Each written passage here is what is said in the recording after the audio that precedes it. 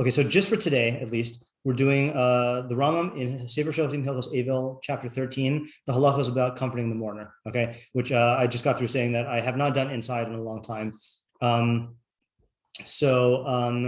It's and this is chapter 13 out of 14. So like there might be some stuff he said before, and also you have to realize there's a lot of stuff in Avelus that is minhag dependent. So if there's stuff here that seems radically different from what we do, then it might just be because there's different minhagim and such. But that's kind of what I want to dive into this. Okay, Ketzim menachem as Aveilim.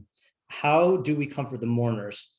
Good question. After we bury the dead,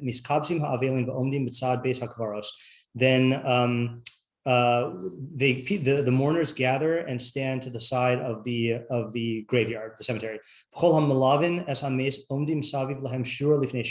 And all who accompanied the dead, or who escort the dead, all the people who escorted the dead, stand in 2 rows of lines, one before the other. And there's no line fewer than 10. And the mourners do not count. Okay, so this is like at the cemetery, making 2 lines. The mourners stand to the left of the comforters. I'm having a hard time picturing this for a second. Yeah. Who's left? To the left of the comforters, but I'm not sure what that means. They're on the side of the grave. Yeah. I'm not getting a clear picture here. Let's read to the halacha to the end, and then I'll check the English. And all of the comforters come to the mourners one by one, and they say, here's the difference in the minhag, right, is that Ashkenazim are accustomed to say, and I think Sephardim follow the Rambam, that they say something either tinuchamu min hashamayim, may you be comforted from heaven, or min hashamayim tinuchamu, right, or from heaven may you be comforted. Let's just get a basic idea of what nechama is. So what it means to comfort. Because I think people just automatically think of it in terms of like making feelings nice, but the Hebrew word root of nun ches mem has 2 other meanings. One is comfort, and then there's 2 more that use in Tanakh. While you tell me, 2 nun ches mem means either comfort or this or that. Yeah. Let's see if I can find. I think I gave share on this in the summer. Say again? No. What do you say? Oh, this is the wrong thing. Let's see. I gave share on this. Why do I not have? Oh, because I wrote about it. Hold on. Did I write about it? I believe we learned about it in our Harisa. So it also means, hold on, there's a good, here we go. Yeah, so it means, so comfort or consolation, regret or remorse is another one. So Hashem says, I will erase mankind from whom I created from upon the face of the earth, for I regret having made them. So that's key. I regret having made them, and then no man feels remorse over his evil, and then also to change your mind. That's when Hashem was going to destroy Bnei Israel for the Cheder Egel, and then he changed Vayinachem Hashem al hara asher diber lasos la'amal. Yeah. So what do those 3 have in common? Yeah. I feel like because you're saying that, for instance, is to say that comfort is really type of a mortification to make someone remorse. Comfort is more, say it again? As in to make someone remorseful. Comfort makes someone be remorseful? Or in my mind, like you can think of changing one's mind could easily fit into remorse. So really go with the 3, like if the other 2 both into remorse. Oh, interesting. Okay. So you're fitting them under remorse. I would say it a little differently. I would say, well, regret and remorse are similar in you're changing your mind. Yeah. And then comfort would be trying to change someone else's mind, I guess. Okay. So Rav Hirsch agrees with Akiva. Okay. Rav Hirsch says the root nachem has a unique meaning. Nachem in the PL form means to comfort. Hinachem in the nifal means to be comforted. Another meaning to alter one's decisions regarding some future action. A third meaning to have remorse for something one has done. The primary meaning is to change one's mind. By extension, this is what you're saying. By extension, we get remorse when you thought this was a good idea and you change your mind and it's not. and change in decision. Consolation 2 changes the way one feels about something that has happened, right? So then the question then is, what would it mean for, where's the PDF here? For to be comforted from heaven, or to be, in other words, if you look at comfort from the perspective of changing your mind, what would it mean to be comforted from heaven or to be comforted by God?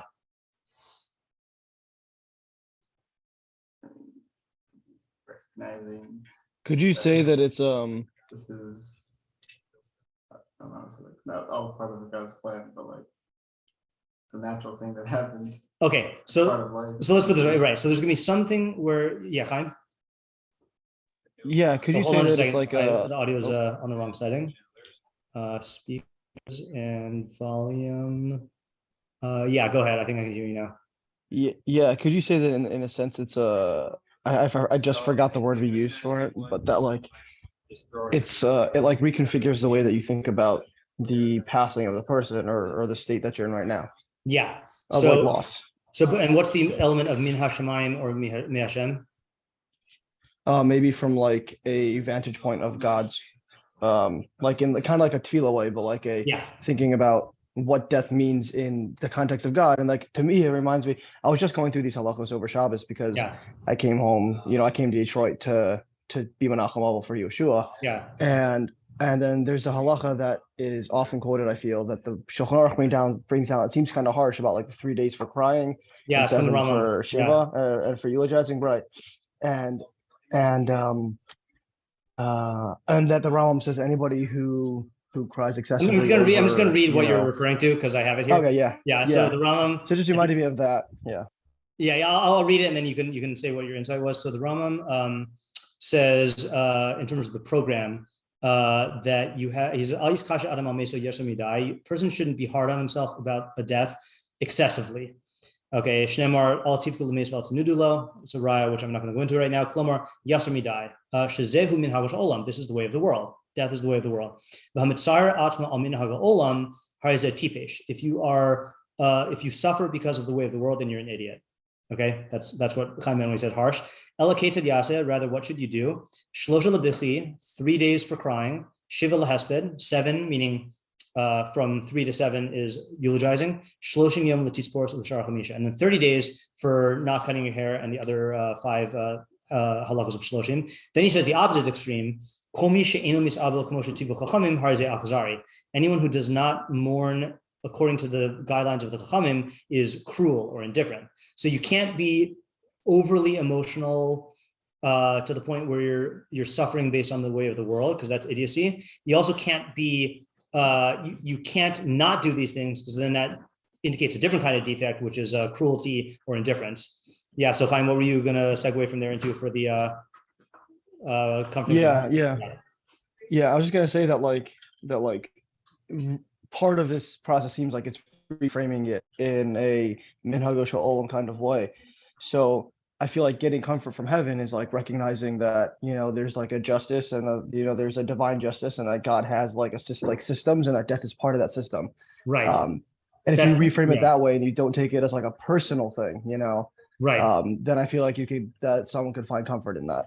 Yeah. So ultimately it's going to have to be getting your, when the death is fresh in your mind, then all of your subjective emotions are awakened, and you're not thinking logically, and you're blowing things out of proportion and everything like that. And that's natural. And halakha does not try to suppress that. It allows you to cry for 3 days and to mourn for, eulogize for 7 days and then have shloshim for that. But if at a certain point, and look, you can't, everyone grieves differently, and all the circumstances are different, and there's no script. So I wouldn't take this as a condemnatory, you're a bad person if you cry on day 4. It's not like that. It's I think sometimes when you are grieving, part of you does wonder, is this normal? Is this not? What is baseline? What is and this is really like saying the blueprint of what a healthy mourning looks like in terms of Torah. A person might not always be able to get there. If you have a horrifically tragic, death, it might take you a lot longer than that. But the destination is being comforted from heaven, which means seeing things in an objective way, which is two things. One is seeing the place of death in the world, but the other is what the Rambam goes on to say, you should fear, worry, and analyze your actions and return in teshuva. And then this segues into something that I've been thinking about lately also. If someone in your chavura dies, and chavura to my mind is anyone who you have a connection with who is not one of the 7 relatives you mourn for, like who you actually do Avelos for. So this could be like a good friend, this could be a peer, this could be an acquaintance, anyone along those lines. Tidag kula chavura kula, then the entire group should worry in that manner and do tshuva. And then he says, for the first 3 days, you should see yourself as though the sword is on your neck, or in modern terms that there's a gun to your head. Okay. Mishlosha ba'ad shiva, from 3 to 7, munachas b'keren zavis, you should see the sword as though it's sitting in the corner. And then mikan ve'elach, and from then on, over's kenegdo bashuk. It's like passing by you in the marketplace. Okay, like you see, like, what's that sword? Kol zeh, all of this is k'dei. Now there's 2 girsahos here. This says k'dei lahachin atzmo lachzor, in order for you to prepare yourself to return. But then the shelat, good one, says, that was from the Taimani one also. This is Kedei lahavin da'ato v'lachzor, in order that you should understand your mind and return, which I think is a little bit, the other one makes more sense to me, but understanding your mind happens to fit in line with the way that Chaim is describing it, of like understanding that your own mind has its own way of processing these things and understanding like where that comes from. But then the key is v'yat lachzor, is to do tshuva v'yeor mishnasa, and wake up from your sleep. Shnamar, as it says, Hikisa osam v'lo chalo, that Yirmiyahu says to God, you struck them and they did not tremble. Michlal, this implies shetzarich lahakis v'lachu, that you need to wake up and tremble. And going back to what we were saying before, comforting is not just changing your theoretical understanding of how death fits into the world, but also using this as an opportunity to align yourself with the Ratzon Hashem and realizing your own mortality. Like that's, however you understand the sword idea, it's the basic idea that you are subject to mortality, and this could have been you. You could die at any minute also, and it's going to wear off. That's how it goes from your neck to the corner to the market.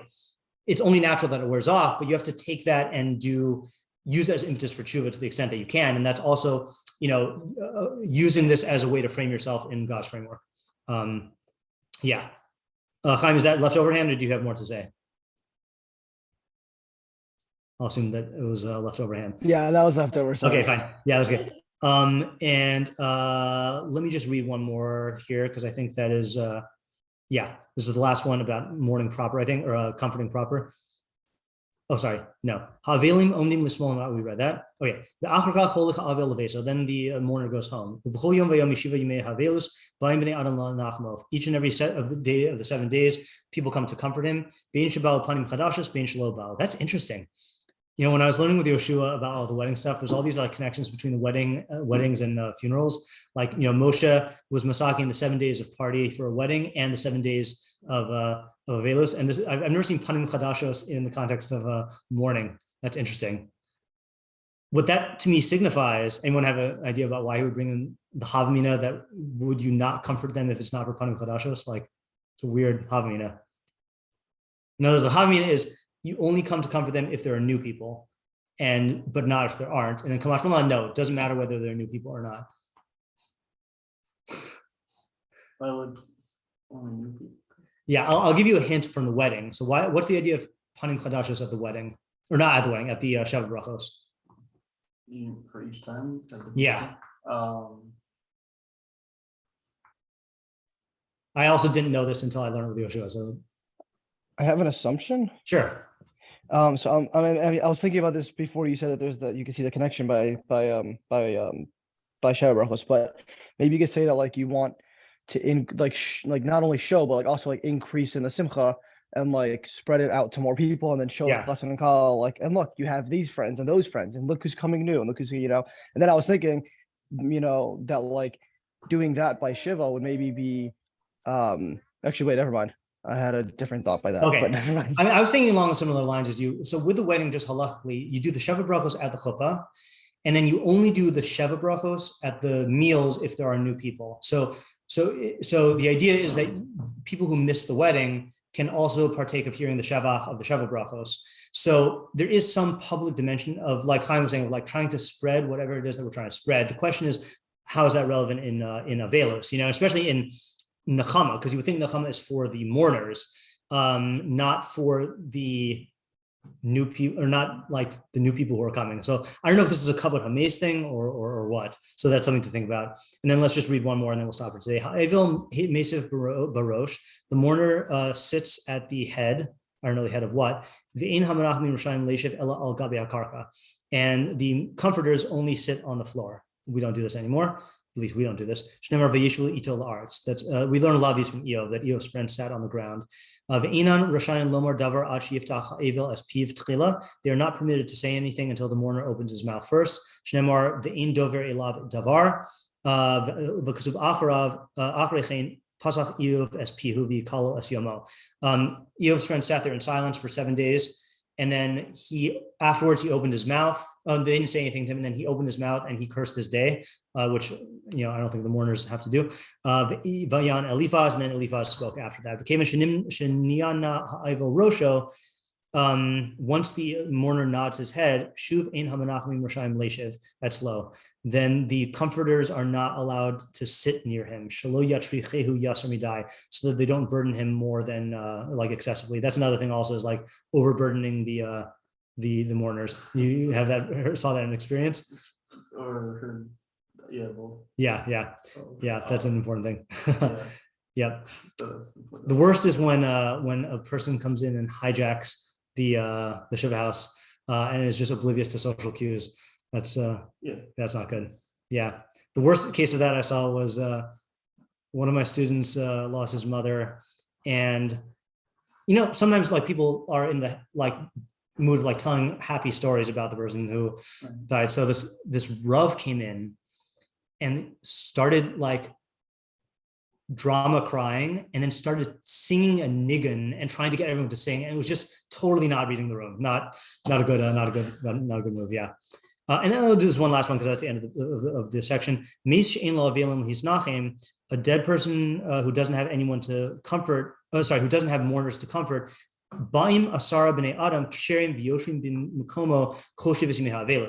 So you bring 10 people to sit there in place of the Avel, in place of the mourner for all days of the Avelos, and other people gather on to him. If there are not 10 fixed people, then you like switch them out as long as you have 10. So that does show that there is a public dimension of, if there's no mourner, you designate a mourner, not a mourner, you designate 10 people to serve as the Aveilim that people comfort. So it shows that there is a communal element to the mourning thing. And one of the things I want to explore is, since I'm a ger and I'm not halakhically related to my parents, then I am not going to be sitting Shiva when they die. And so I have not looked into like halachic loopholes for this, but my dad is Jewish, so he has siblings, even though they're not religious. My mom is not Jewish and she has no siblings. So I wonder if I can do a thing where I am one of the 10 and I can sit and be comforted for her because she doesn't have any mourners, which is an interesting halachic loophole. I haven't asked the Shiloh about that yet, but something to do. Okay, that was practical. All right, let's stop here for today. All right, thanks for coming. Thank you. Yep, thanks. Mama.